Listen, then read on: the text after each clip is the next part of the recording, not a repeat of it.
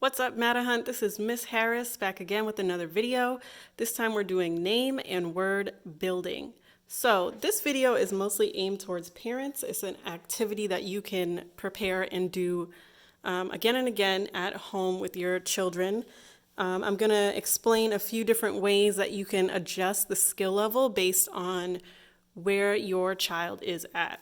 So for example, we're going to be working with my name. Obviously, you'd want to switch to your child's name. You can also practice with your child building any of their siblings' name, any family members, your name, their teacher's name, whatever name you would like to practice.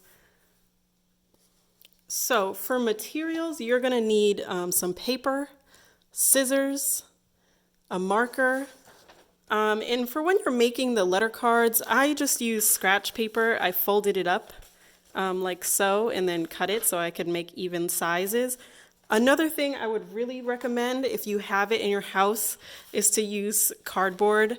That way they last longer. This is just from a mac and cheese box. You could use a cereal box if you have frozen waffles, anything like that.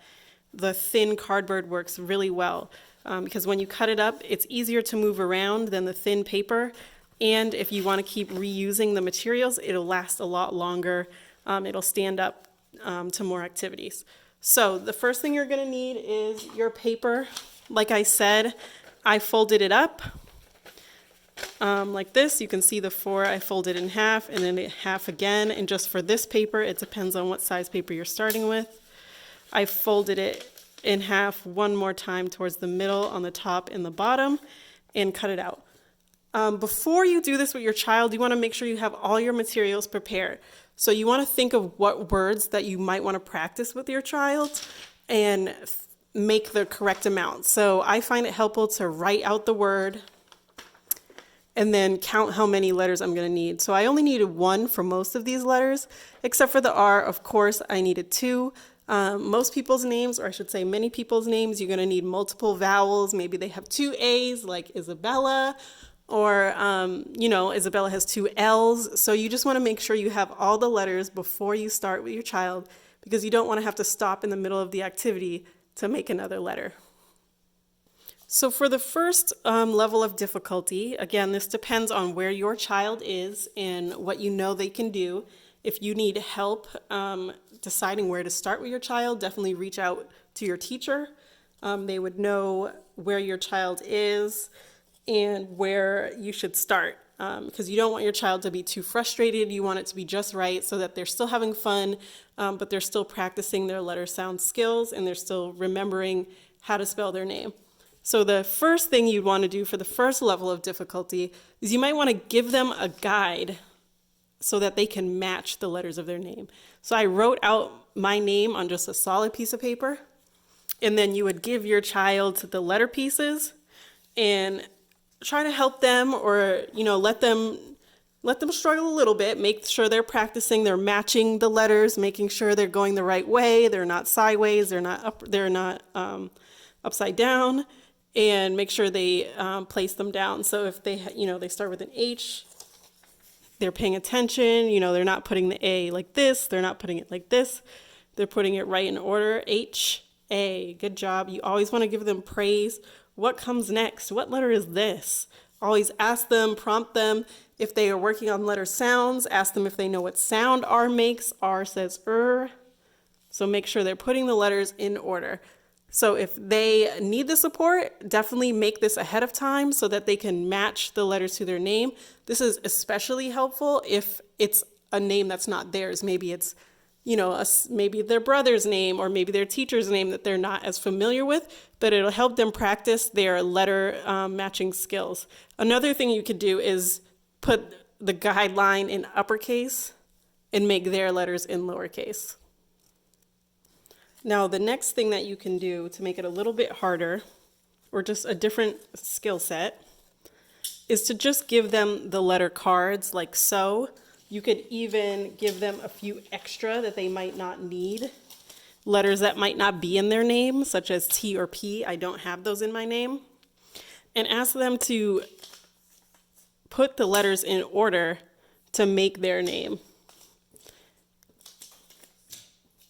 Again, you want to talk them through it. How do you know that that's what comes next? Ask them to repeat the letters. This is an I says I, and then read their whole name, Harris. If there's extras, ask them, well, where does this go? Does it go in the front?